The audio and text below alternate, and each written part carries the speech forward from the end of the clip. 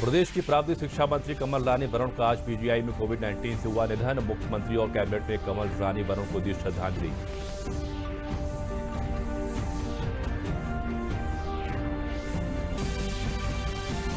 अयोध्या में राम मंदिर भूमि पूजन कार्यक्रम की तैयारियां अंतिम चरण में। अयोध्या में चारों तरफ उत्साह का माहौल है। हर घर और घाट 5 अगस्त के लिए सजाए जा रहे हैं।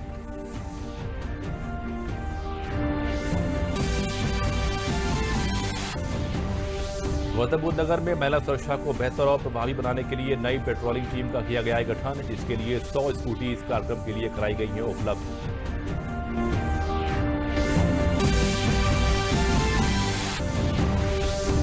और विगत 3 वर्षों की भांति इस वर्ष भी राज्य सरकार ने रक्षाबंधन के अवसर पर महिलाओं को दी है बसों की मुफ्त यात्रा की सौगात। प्रदेश में 2 अगस्त रात 12 बजे से 3 अगस्त की रात 12 बजे तक सभी श्रेणी की बसों में ये सुविधा रहेगी उपलब्ध। नमस्कार, मैं हूं प्रणव अग्नोत्री और अब समाचार विस्तार से। उत्तर प्रदेश की कैबिनेट मंत्री कमल रानी वरुण का आज कोविड-19 से निधन हो गया। बीते कई दिनों से कमल रानी का लखनऊ के पीजीआई अस्पताल में इलाज चल रहा था। उनके निधन पर आज मुख्यमंत्री योगी आदित्यनाथ और पूरी कैबिनेट ने श्रद्धांजलि अर्पित की और मौन धारण किया। कमल रानी वरुण का जन्म लखनऊ में 3 मई 1958 को हुआ था। वर्ष 1989 में चुनाव जीतकर कानपुर नगर निगम पहुंची कमल रानी 1995 में दोबारा उसी वार्ड से पार्षद निर्वाचित हुई। 1996 में पहली बार घाटमपुर से भाजपा के टिकट पर सांसद चुनी गई। 1998 में इसी सीट पर वो दोबारा सांसद चुनी गई।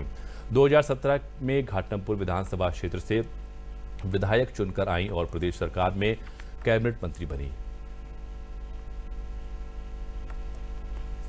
मुख्यमंत्री योगी आदित्यनाथ ने प्रावधिक शिक्षा मंत्री कमल रानी वरुण के निधन पर गहरा शोक व्यक्त किया है।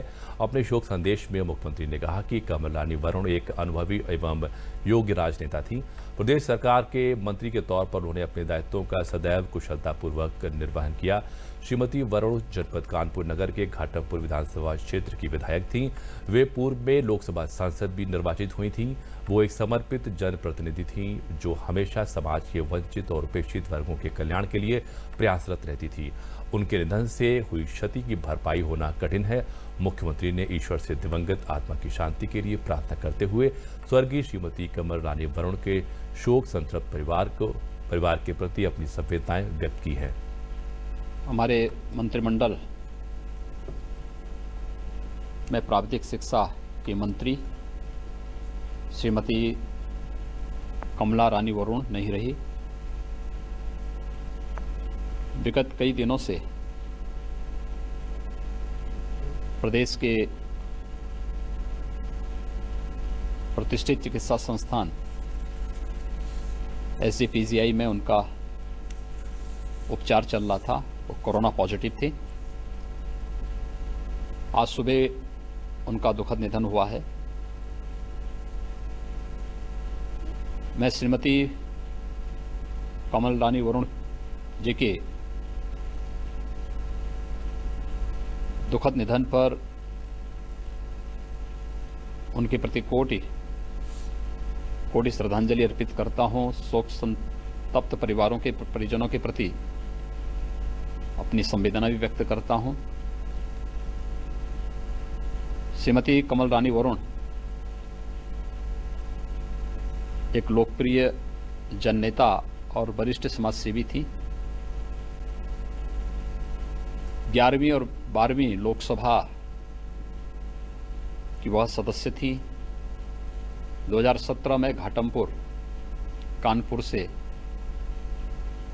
भारतीय जनता पार्टी से उत्तर प्रदेश विधानसभा की सदस्य चुनी गई थी और विगत वर्ष ही मंत्रिमंडल के विस्तार में उन्हें प्राविधिक शिक्षा का दायित्व दिया गया था।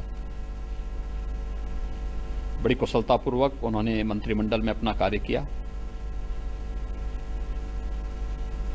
उनका दिवंगत होना समाज का भी, सरकार का भी और पार्टी की भी पुण्य क्षति है। मैं दिवंगत आत्मा के प्रति अपनी विनम्र श्रद्धांजलि अर्पित करता हूं।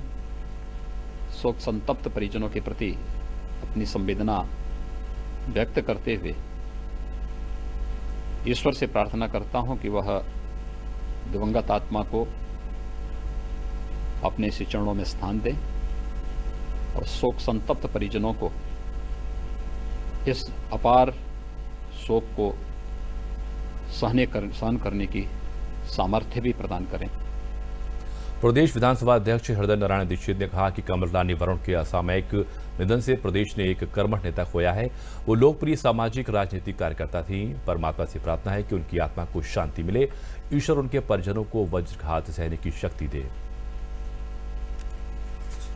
सरकार में मंत्री, कई बार संसद की सदस्य और उत्तर प्रदेश विधानसभा की वरिष्ठ सदस्य आदरणीय कमल रानी जी के निधन से पूरा उत्तर प्रदेश दुखी है। वह उत्कृष्ट सामाजिक कार्यकर्ता थी। राष्ट्रवाद की विचारधारा के प्रति गहरी निष्ठा से युक्त थी। उत्तर प्रदेश को सर्व सुख संपन्न बनाने की दृष्टि से लगातार काम कर रही थी। हमारे उनके पारिवारिक और व्यक्तिगत संपर्क रहे हैं। उनके निधन से पूरा उत्तर प्रदेश दुखी है, शोकाकुल है। हमने एक वरिष्ठ राजनेता, एक वरिष्ठ सामाजिक कार्यकर्ता और एक वरिष्ठ लगातार काम करने वाला भारतीय जनता पार्टी का कार्यकर्ता खोया है। हम सब आहत हैं, दुखी हैं। परमात्मा से प्रार्थना है कि उनकी आत्मा को मोक्ष मिले, शांति मिले और उनके परिजनों को यह वज्राघात सहने की शक्ति भी परमात्मा दे। देश में कोविड-19 से होने वाली मृत्यु दर घटकर 2.13% हो गई है। आज स्वास्थ्य विभाग की ओर से जारी आंकड़ों के मुताबिक रिकवरी रेट भी बढ़कर 65.44% हो गया है। पिछले 24 घंटे में 50,000 से भी अधिक मरीज स्वस्थ हो चुके हैं। अब देश में कुल सक्रिय संक्रमण के मामले 5,67,000 से अधिक हैं, जबकि स्वस्थ होने वाले मरीजों की संख्या 11,45,600 के पार हो गई है। अयोध्या में राम मंदिर निर्माण की तैयारियां जोर शोर से चल रही हैं। 5 अगस्त को होने वाले भूमि पूजन के कार्यक्रम की तैयारियां पूरे जोश खरोश के साथ चल रही हैं। अयोध्या में इस समय हर तरफ साज सजावट का काम जोरों पर चल रहा है। भूमि पूजन के कार्यक्रम के लिए कई जानी मानी हस्तियों को न्योता भेजा गया है। लोगों को भगवान श्री राम के भव्य मंदिर के निर्माण शुरू होने का बेसब्री से इंतजार है। अयोध्या में दीपोत्सव के साथ ही इसे दुल्हन की तरह सजाने की तैयारियां चारों तरफ चल रही हैं। श्री राम जन्मभूमि तीर्थ क्षेत्र न्यास इस कार्यक्रम को अद्भुत और अलौकिक स्वरूप देना चाहता है। अयोध्या की इमारतों की दीवारों पर भगवान राम के जीवन से जुड़ी घटनाओं को तस्वीरों के जरिए उकेरा जा रहा है। इन साधु संतों को अयोध्या पहुंचने का निमंत्रण दिया गया है और वे इसे लेकर बेहद उत्साहित हैं। इसके साथ ही अयोध्या में पवित्र नदियों का जल पहुंचाने के साथ ही मिट्टी भी पहुंचाई जा रही है ताकि मंदिर निर्माण के दौरान इनका उपयोग किया जा सके। श्री राम जन्मभूमि पर भव्य मंदिर के निर्माण के भूमि पूजन के बाद प्रसाद वितरण की भी जोरदार व्यवस्था की गई है। मंदिर निर्माण शुरू होने की खुशी में बांटने के लिए यहां बड़ी संख्या में लड्डू और मिठाइयां भी बनाई जा रही हैं।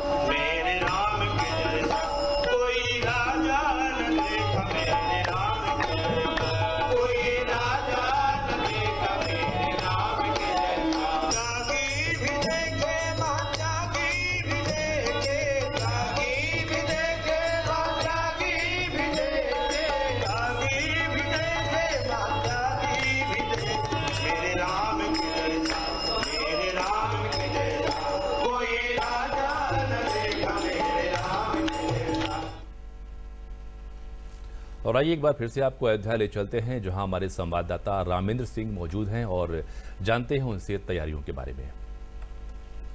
देखिए प्रणव, अयोध्या पूरी तरीके से रामेंद्र, 5 अगस्त को होने वाले राम मंदिर निर्माण के लिए होने वाले भूमि पूजन के लिए क्या क्या तैयारियां अयोध्या में इस वक्त चल रही हैं? प्रणव, अयोध्या पूरी तरीके से त्रेता युग में वापस जाती हुई दिख रही। लग रहा है कि रामचंद्र जी एक बार फिर अयोध्या वापस आ रहे हैं। इस तरीके से तैयारियां की गई हैं। पूरे तोरण द्वार बनाए गए हैं। जगह जगह आप जब जाओगे तो भगवान रामचंद्र जी के भूमि का जो पूजन है उसके लिए द्वार बनाए गए हैं, झंडे लगाए गए हैं। पूरे भगवा कलर में अयोध्या दिख रही है। लग रहा है कि सनातन धर्म की संस्कृति को एक बार फिर स्थापित होने का मौका मिल रहा है। और ये केवल भारतीय संस्कृति, अयोध्या से राम ही नहीं जुड़े हैं, पूरी भारतीय संस्कृति जुड़ी है। अगर राम को अलग कर देते हैं तो लगता है पूरी भारतीय संस्कृति जैसे अधूरी रह जाती है। तो जो अयोध्या है, जब आप इसको स्थापित करते हो तो पूरी भारतीय संस्कृति को स्थापित करते हो, जहाँ सब है, जहाँ पिछड़े हैं, दलित हैं, अगड़े हैं, मुस्लिम है, ईसाई हैं, जो हमारी शांति, जो हमारा सौहार्द, जो हमारा प्रेम, जो भाईचारा है, वो सब राम कर दिया हुआ। तो अयोध्या पूरी तरीके से तैयार है। भव्य राम मंदिर की तैयारियां पूरी हो रही हैं और प्रशासनिक व्यवस्था भी चुस्त दुरुस्त कर ली गई है। रामेंद्र, वहाँ के जो लोग हैं, वहाँ के जो अयोध्या के निवासी हैं, उनमें किस तरीके का उत्साह आप देख रहे हैं, महसूस कर रहे हैं? प्रणव, ये पूरा भारत के लिए तो गौरवशाली दिन है, गौरवशाली पल है, लेकिन अयोध्या के लिए तो ये सब कुछ है। बिना राम के कौन सी अयोध्या है? राम स्थापित हो रहे हैं और इसके साथ देखिए ना तमाम चीजें और स्थापित हो रही। अयोध्या का अब जो पूरा विश्व मानचित्र पर अयोध्या आने जा रहा है, पूरा पर्यटन स्थापित होने जा रहा है, टूरिज्म का एक बड़ा हब बनने जा रहा, आध्यात्मिक एक बड़ा केंद्र बनने जा रहा। हो सकता है कि आने वाले समय में जब भारत की निशानी हो तो राम मंदिर स्थापित हो। तो अयोध्या तो पूरी तरीके से, और अयोध्या देखिए इतने बड़े आंदोलनों के बाद भी अयोध्या में कभी दंगा नहीं हुआ, कभी कोई घटना नहीं हुई, जहाँ हिंदू मुस्लिम शांति से रहते हैं, इतने विवादों के बावजूद भी कभी संघर्ष नहीं आया। ये अयोध्या है। तो ये जो कुछ हो रहा वो अयोध्या के लिए, अयोध्या वासियों के लिए है। तो जाहिर है कि अयोध्या के लोग खुश हैं और इसको पाने के लिए बहुत प्रयासरत थे, तो मिलने जा रहा है। रामेंद्र, आपका बहुत बहुत शुक्रिया और पल पल की वहाँ की जानकारी आप हम तक पहुँचाते रहिए। और भव्य राम मंदिर का निर्माण होने जा रहा है 5 अगस्त को। राम मंदिर के शिलान्यास की ज़बरदस्त तैयारियां वहां पर चल रही हैं। अयोध्या में बात ऐसे 2 भाइयों की जिनकी भगवान राम में अटूट आस्था है। राधेश्याम पांडे और वैज्ञानिक महाकवि त्रफला, ये दोनों भाई उन सभी जगहों पर गए हैं जहां भगवान श्री राम गए थे। इन दोनों भाइयों ने वहां का जल और मिट्टी को इकट्ठा किया है और अब अयोध्या पहुंचे हैं। उनमें से एक त्रफला बचपन से नेत्रहीन भी हैं। भारत से लेकर श्रीलंका तक भगवान श्री राम से जुड़े हर स्थान पर ये दोनों भाई जा चुके हैं।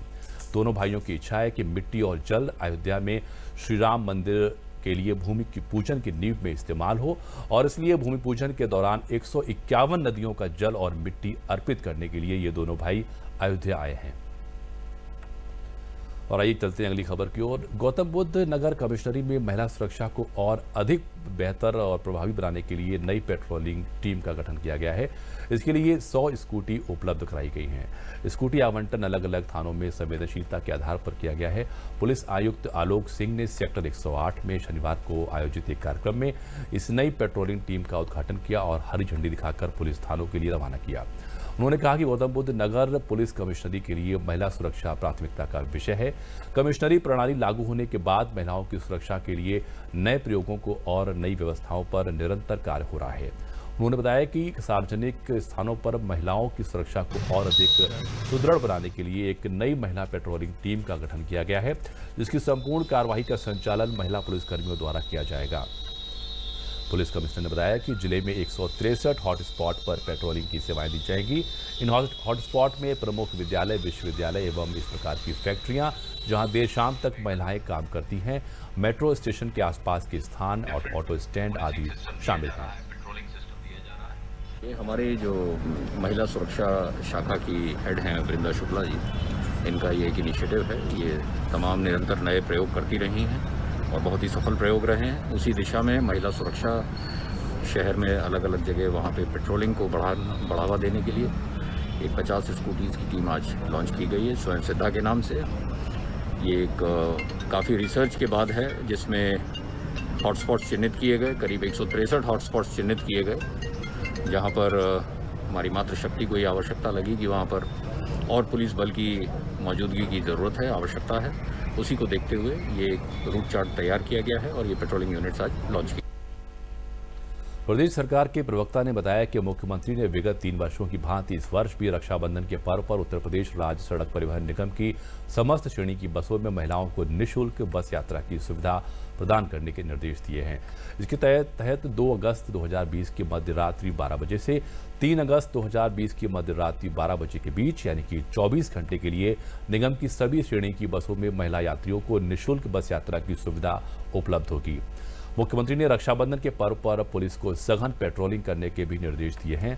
मुख्यमंत्री ने कहा कि रक्षाबंधन के अवसर पर कोविड-19 के प्रोटोकॉल का पूरी तरीके से पालन किया जाए, कोई भी सार्वजनिक आयोजन ना होने पाए, पर्व के सभी अनुष्ठान घर पर ही रहकर किए जाएं।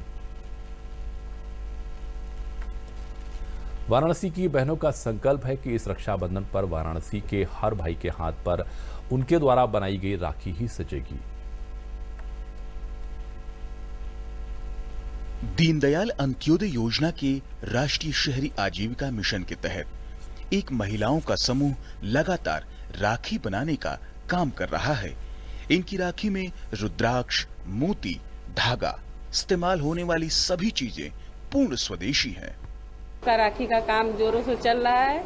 आज जो है कि सारी समूह की महिलाएं रोज जो है 100-200 से का काम भी कर रही हैं और इस महामारी कोरोना की वजह से उन लोगों को काम भी मिल गया, जिससे कि वो अपने घर बैठे काम भी कर रही हैं और 2 पैसा का इनकम भी हो रहा है। वो अपने से आत्मनिर्भर भी बन रही हैं।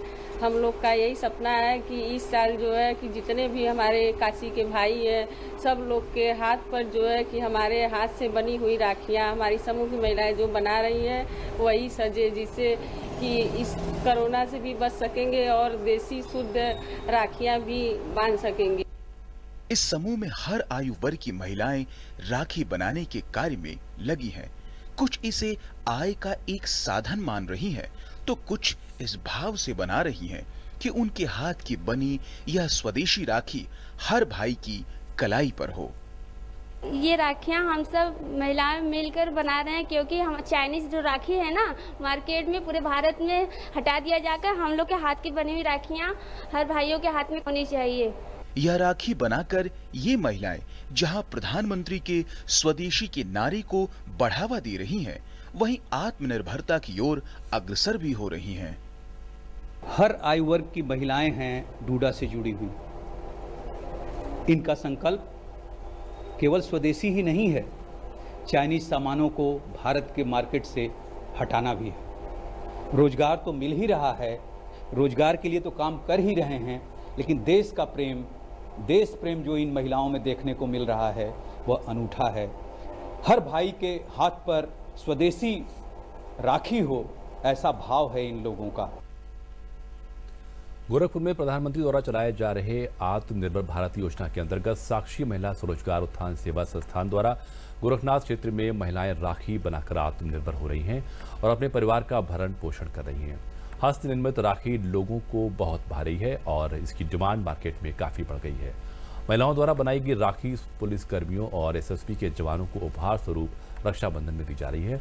प्रधानमंत्री द्वारा चलाए जा रहे आत्मनिर्भर योजना की संचालिका मीनाक्षी राय ने कहा कि हम लोग महिलाओं को लॉकडाउन के कारण ऑनलाइन प्रशिक्षण दे रहे हैं, जिससे लोग घरों पर राखी बनाना सीख रहे हैं।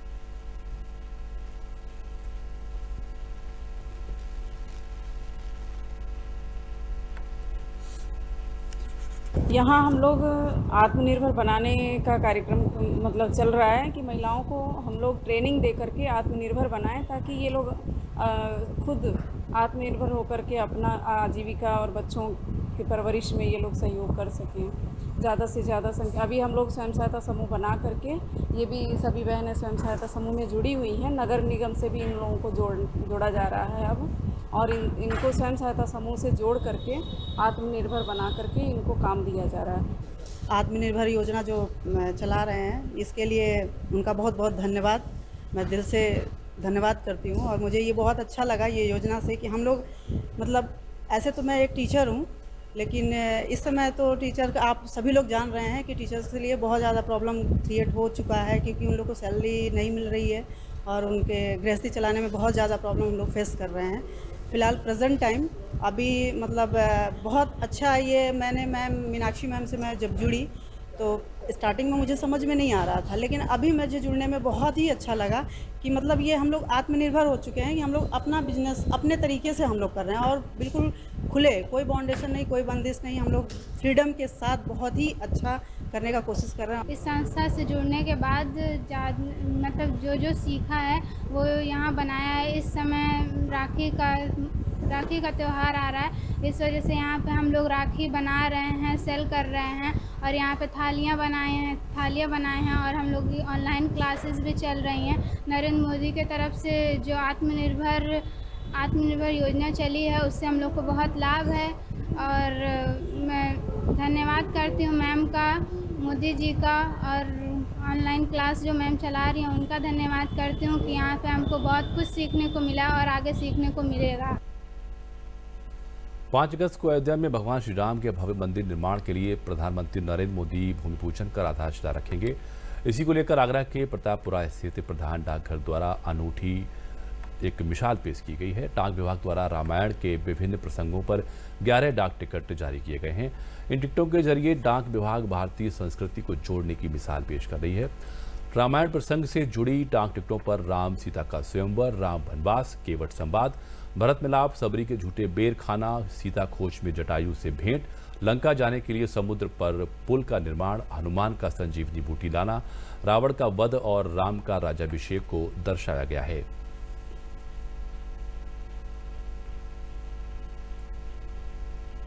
तो भगवान राम के पूजन के संबंधी जो कार्य होने वाला है अयोध्या में, तो उसी पे जो हमारे पास डाकघर ने जो डाक टिकटें पहले से जारी की थी वो उपलब्ध हैं, उनको हम फिर से जारी कर रहे हैं, उनको एक नए स्वरूप में उसके नए आवरण को देकर।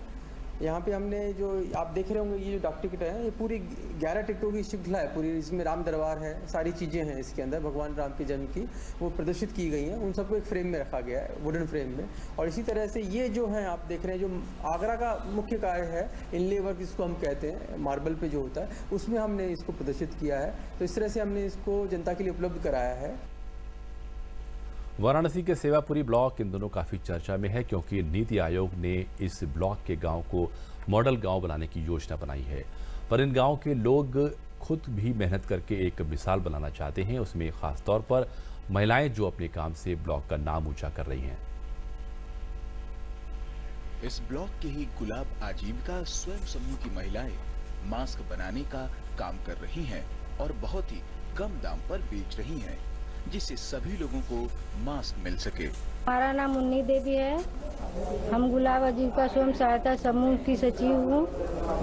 हम लोग मिलकर 12 लोग काम करते हैं।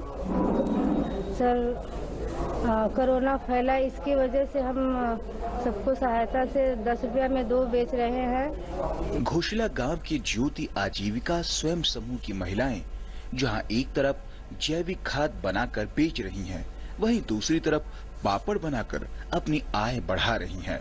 हम लोग वर्मी पोषण खाद का अपने घर का खाद का उपयोग करते हैं। गाय रखते हैं 2-4 ठे, उसी को खाद को हम लोग खाद बनाते हैं, चारा खुद का खरीद कर, और हम लोग के ब्लॉक के माध्यम से हम लोग सीखे हैं, ट्रेनिंग भी दिए हैं, उसी के माध्यम से हम लोग खाद बनाते हैं और बेचते भी हैं।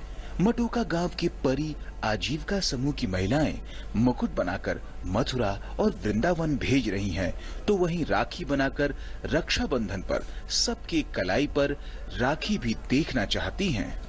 मेरे समूह में 14 सदस्याएं हैं, जो 10 सदस्य मिलकर इस पर काम कर रही हैं। जो मुकुट बनाती हैं, इनका खर्च 20 रुपया आता है, हम इसे 25 रुपये में बेचते हैं। इस समय राखी का समय, राखी बनाने का समय आ गया है। हम लोग समूह में राखी का भी काम कर रहे हैं, जो चाइना को मार्क देने के लिए इस पर हम काम कर रहे हैं। महिलाओं का समूह अपने काम से रोजगार तो पा ही रहा है, साथ ही स्वदेशी को बढ़ावा भी दे रहा है। जैसा नाम वैसा ही काम, सेवापुरी ब्लॉक। यहाँ के गांव की महिलाएं जहां मास्क बना रही हैं और उतनी ही लागत में बेच रही हैं जितना उनका लागत पड़ा है, इसलिए कि कोविड-19 से लोग लड़ सकें। वहीं दूसरी तरफ कुछ महिलाएं पापड़ बनाकर, जैविक खाद बनाकर लोगों को दे रही हैं, बेच रही हैं। और सबसे बड़ी बात, यहाँ की महिलाएं चीन को टक्कर देने की बात कर रही हैं, क्योंकि वो अपने घरों में अब रक्षाबंधन यानी राखी बनाएंगी। रक्षाबंधन करीब आ गया है। डॉक्टर अजय वर्मा के साथ doctor Harkesh Bahadur Singh Gautam, DD news, Varanasi, सेवा। कोरोना संकट काल में रोजगार को छोड़कर अपने गांव लौटने वाले प्रवासी कामगारों को आत्मनिर्भर बनाने के लिए सरकार उनको घर रहते रोजगार देने का काम कर रही है। इसमें सरकार की मनरेगा योजना मील का पत्थर साबित हुई है। जिले के मुख्य विकास अधिकारी आर.एन. सिंह ने बताया कि लॉकडाउन के दौरान गैर प्रदेशों से 16,000 प्रवासी श्रमिक अपने गाँव लौटे थे, जिसमें 10,000 प्रवासी कामगारों को मनरेगा के तहत काम दिया गया है। 6,000 श्रमिक मनरेगा में काम कर रहे हैं, जिनका भुगतान उनके खाते में सीधे किया जा रहा है। प्रवासियों ने बताया कि घर पर उनको मनरेगा से काम मिला, अब उनको रोजगार के साथ साथ पैसे भी मिल रहे हैं, इसलिए वो अब घर पर रहेंगे और रोजगार के लिए बाहर नहीं जाएंगे।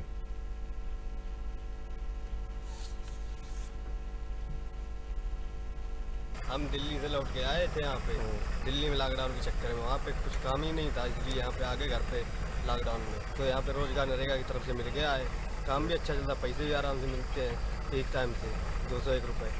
हम दिल्ली नौकरी करते थे अपनी दाल मोट फैक्ट्री में, और वहाँ काम बंद हो गया। हम अपने गांव कन्नौज आ गए।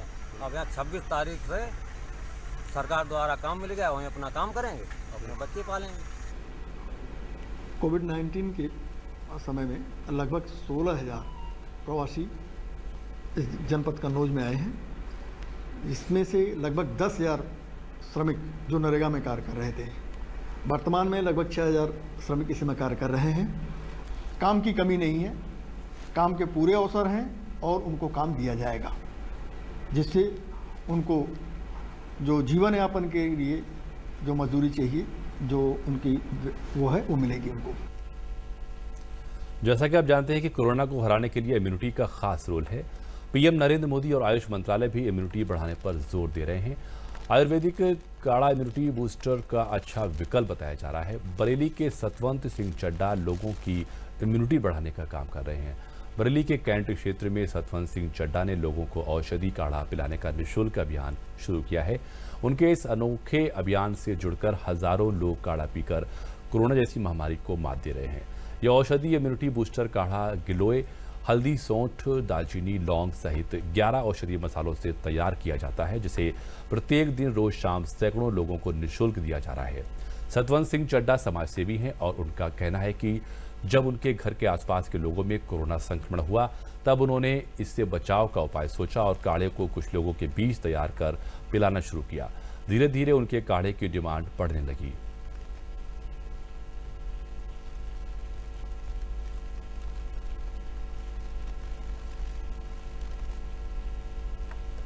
पाँच 6 दिन से यहाँ काढ़ा बांट रहे हैं, क्योंकि हमारे पास के एरिया में कई मरीज निकल आए थे और पूरा एरिया सील कर दिया गया था। तो इसको देखते हुए हमने ये विचार बनाया कि इस मोहल्ले में और मरीज़ ना बढ़े, इस करके हमने ये काढ़ा बांटने का, क्योंकि डॉक्टरों से, हमारी कई डॉक्टरों से बात हुई, उन्होंने सुझाव दिया हमें कि ये काढ़ा पीने से लोगों को फ़ायदा होगा और ये कोरोना का वायरस इस काढ़े से मर सकता है। तभी हम लोगों ने विचार बनाया कि इस काढ़े को बांटने का। ये इम्यूनिटी बूस्टर है, इसके अंदर विटामिन सी काफ़ी मात्रा में है, इन्होंने जो मिलाया हुआ है, और बहुत सारी देसी चीज़ें मिलाई हैं, गिलोय है, काली मिर्च है और बहुत सारी चीज़ें मिलाई जो आज के वक्त की ज़रूरत है। ये एक अनूठी पहल करी है हमारे चड्डा जी ने और एक बेहतरीन मिसाल पेश करी है शहर के लिए। इस काढ़े से बहुत फ़ायदे हैं। कोरोना के लिए तो समझ लो ये दुश्मन है कोरोना का, और तमाम जनता की सेवा के लिए हमारे वीर जी लगे हुए हैं। सभी लोग के सहयोग से ये सब कार्यक्रम स्टार्ट है। ये काढ़ा जो है चड्डा जी ने एक तो बहुत अच्छा काम किया है, ये आम पब्लिक के लिए, क्योंकि इस समय जो है कोरोना बिल्कुल हाई उस पर चल रहा है, तो इस काढ़े से बहुत फ़ायदा हो रहा है लोगों को। जो हम सुन रहे हैं वो बता रहे हैं कि मतलब इसमें कई चीज़ें मिली हुई हैं, अदरक, हल्दी और गरम मसाले, तो इससे बहुत फ़ायदा हो रहा है आम पब्लिक। प्रदेश के वित्त एवं चिकित्सा शिक्षा मंत्री सुरेश खन्ना ने कहा है कि प्रदेश के 12 जिले इस समय बाढ़ से प्रभावित हैं। इन जिलों में लोगों के रहने के लिए पॉलीथीन, आवागमन के लिए नाव एवं उपयुक्त चिकित्सा व्यवस्था सुनिश्चित कराई जा रही है।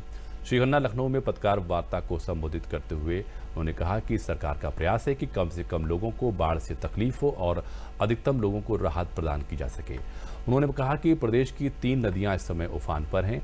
घाघरा नदी बाराबंकी के एल्गिन ब्रिज, अयोध्या और बलिया के तुर्ती पार में लगातार बढ़ाव पर हैं और यहां नदी खतरे के निशान से ऊपर बह रही है। राप्ती नदी बलरामपुर, सिद्धार्थनगर और उत्तर प्रदेश के बर्ड घाट में बढ़ाव पर है और खतरे के निशान पर बह रही है। शारदा नदी पलियाकला में खतरे के निशान से ऊपर बह रही है। और 10 जनपद लखनऊ से पूरब ये हैं बाराबंकी, अयोध्या, कुशीनगर, गोरखपुर, बहराइच, आजमगढ़, गोंडा, संत कबीर नगर, सिद्धार्थनगर तथा बलरामपुर। ये 10 जनपद लखनऊ से पूरब के हैं और 2 जनपद लखीमपुर और सीतापुर ये लखनऊ से पश्चिम के हैं। इन 331 गांव जो बाढ़ से जो प्रभावित हैं, इसमें लगभग 1,90,000 की आबादी प्रभावित है। 3 नदियां खतरे के जल स्तर से ऊपर बह रही हैं। जो हमारे पास सूचना है उसके हिसाब से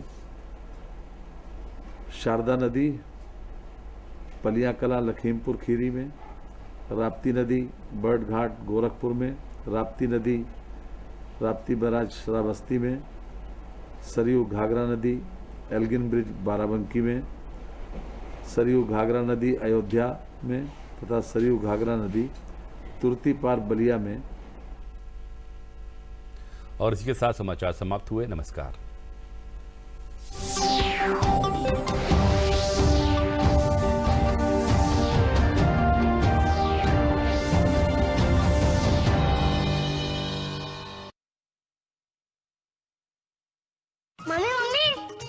आपके पास आधार है? हाँ है। और पापा के पास भी है। तो फिर मेरे पास क्यों नहीं? क्योंकि तुम अभी बहुत छोटे हो। टीचर कह रही थी मेरा भी आधार होना चाहिए। अच्छा? और चुटकी का भी। नवजात शिशु का भी आधार बनाया जा सकता है। आधार पंजीकरण के लिए अपने नजदीकी आधार केंद्र, स्कूल से संपर्क करें। आधार पंजीकरण पूरी तरह से निशुल्क है। मेरे बच्चे की सही शुरुआत, मेरा आधार मेरी पहचान। मम्मी आपके पास आधार है? हाँ है। और पापा के पास भी है। तो फिर मेरे पास क्यों नहीं? क्योंकि तुम अभी बहुत छोटे हो। टीचर कह रही थी मेरा भी आधार होना चाहिए। अच्छा?